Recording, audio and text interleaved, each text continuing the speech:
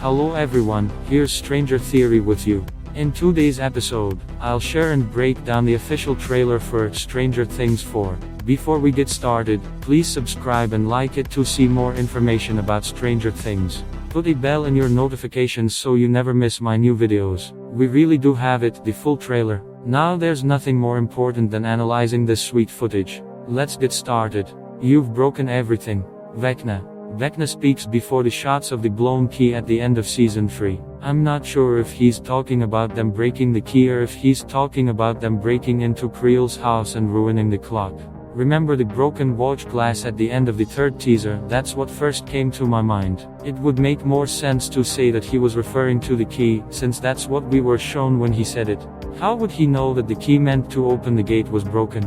A fairly logical answer would be that Vecna is part of the Mindslayer's central mind. The Mindslayer knows that the key exploded, which caused the gate to close and his Meatslayer puppet to die, which means that Vecna must know about it too.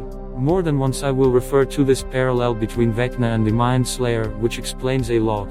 Your suffering is almost at an end, Vecna. I think this shot of Vecna opening his eyes is the first time he wakes up in 1986. The way the clock counts down and then he opens his eyes suggests this. The second part of this sequence is also in the attic of Creel's house, assuming that the moment he opens his eyes is the same moment we see him descending into the attic at the end of the trailer.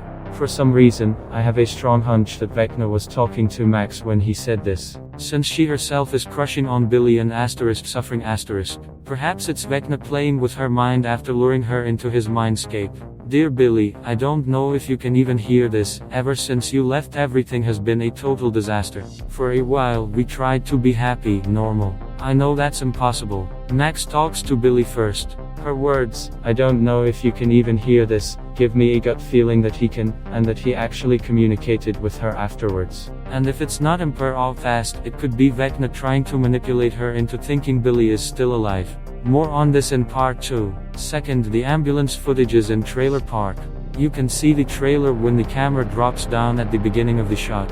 You can also see a corpse being carried out.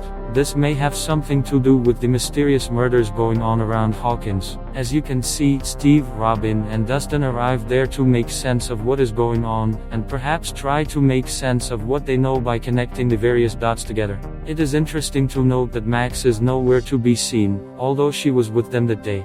Third, Max finds a clock in the wall at Hawkins High School. This is really puzzling. It could be some kind of dream or trick that Max is going through. But it could also be in Hawkins' real life. Given that she walks around the school at night with a flashlight, I'm guessing it happens on the same night they went to explore the Creel house. Perhaps they found a clue at the Creel house that made them go to school at 2 a.m. And perhaps this particular scene takes place just an hour before Vecna actually wakes up in the attic of the Creel house in the upside down world, at 3 o'clock. I was convinced I was put here for some other reason. Maybe I can still help, even if it's the last thing I do. Hopper. While I'm very interested in the Russian storyline, there doesn't seem to be much to see here, except that we see Hopper when he arrives from Hawkins. You can see that his face is still bruised from the fight with Gregory, and his hair has not yet been cut. I wonder to note the mask they gave him. Perhaps they were going to get into the upside down. It looks like they are using Hopper and the other inmates for sport. None of them are holding any weapons. This episode most likely precedes the scene in which we see Hopper with a flamethrower. Judging from his dialogue, I have a feeling Hopper will end up working with the Russians, trying to save everyone after what they caused / what happens in Hawkins. Alright, we located you guys far from Hawkins, because I thought that you'd be safe. First of all, I'm very happy to know that Owens is back, and that he's really going to lead the good guys this season. Owens seems to have been influenced by their decision to move from Hawkins. Joyce already had plans to move before everything happened, but California in particular may have been Owens' idea.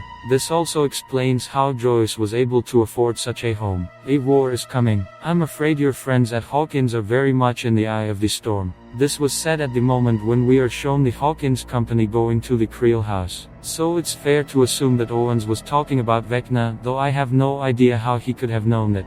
In the eye of the storm is very interesting. We see the storm over the Creel house later in the trailer. Owens was pretty much right. Maybe they knew about Creel's house and this storm back in the days when they were studying the Upside Down. I don't have my powers. I don't know how to say this other than just to say it, without you we can't win this war. This further confirms that Owens is talking about the supernatural war associated with the Upside Down in Hawkins, and suggests that he may have an idea how she can get her powers back. One can only hope that he doesn't team up with Brenner in the desperate hope of getting her powers back. It's worth noting that their flashlights flickered, just as we saw the chandelier flicker in the Creel house teaser. So they probably used them as a means of finding the main anomaly in the house. See you on the other side. On the other side, when I saw this particular scene, I realized that my wild guess, having analyzed the footage I had received, was correct. Max had indeed climbed the rope on the gate in the trailer. This sequence seems to take place after the 8th frame shown in the previous link, as there are vines in the trailer where Steve and Robin are standing, and they go back to Upside Down. In the second shot it looks like Eddie is leading them somewhere, perhaps he's more familiar with Upside Down than the rest of the group, or at least with the trailer park. After all, he had a lot of musical equipment there, the first confirmation of the Demobats' existence and that Vecna is luring them in as his minions. Also shown here is the storm at Creel's house in the Upside Down. This whole scene can be seen as Vecna regaining his powers and again calling for his bats to come after him. So it could be a parallel to the shot where he opens his eyes at the beginning of the trailer. There is one very interesting shot with timestamps placed on different portals. I've tried to make sense of it, other people have tried to make sense of it, and unfortunately nothing good has come of it. If you have any idea what they mean, other than they're just there to mess with us, feel free to share your thoughts. Floating Max. It was in this scene that I realized I was more lost than I was. She seems to have heard the answer from Billy, or rather Vecna pretending to be Billy, when she first read the letter on his grave. There had been some communication and she had learned something. She has since returned Lucas, Steve and Dustin to let them know what she has discovered. The moment she levitates, the name on the grave changes from Billy to William, another trailer mystery. I have nothing to say about it, but I assume it has to do with Vecna's manipulation at the end. According to the Duffers, she is cursed.